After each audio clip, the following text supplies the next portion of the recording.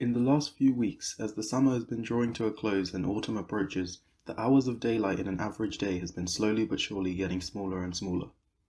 This gradual change happens over the course of a month or two, and it only changes by a few minutes each day, so naturally no one really notices it.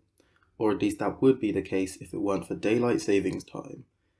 An event that around 40% of the world's population observe despite it being seemingly pretty useless. So why does it exist? To answer that, we first need to go into the history of daylight saving time. Daylight saving time was only officially implemented around 100 years ago in 1916, but the idea can arguably be traced back as far as the Roman Empire, which adjusted their hours to be different lengths throughout the year, so there would always be 12 hours in a day. This had some rather strange ramifications, however, as it meant 1 hour in summer was up to 30 minutes longer than in winter.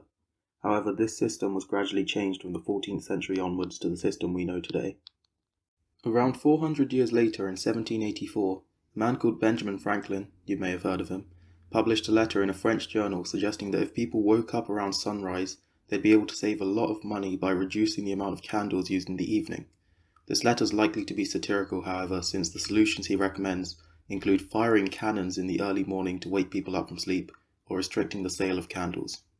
So, Franklin never actually suggested shifting the clocks back and forwards, but in 1895 George Hudson, an entomologist from New Zealand, suggested that the clocks should go back 2 hours so that he would be able to do some insect observations after he was done with his work.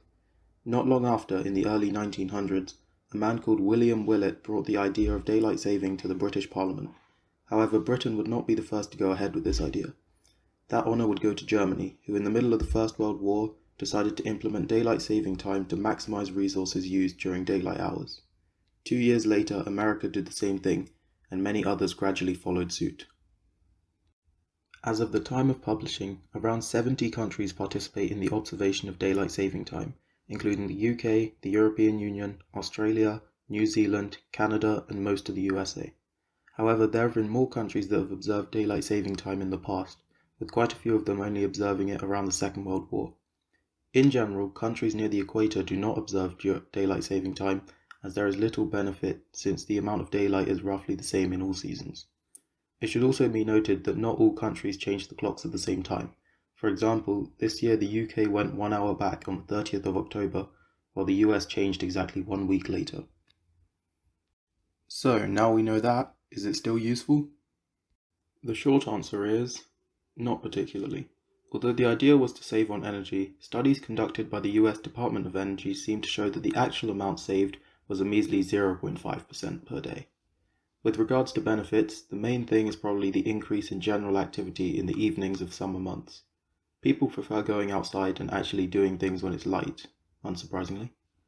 As for the negatives, aside from losing or gaining an hour of sleep and potentially messing up your sleep schedule, there's not a whole lot to report on.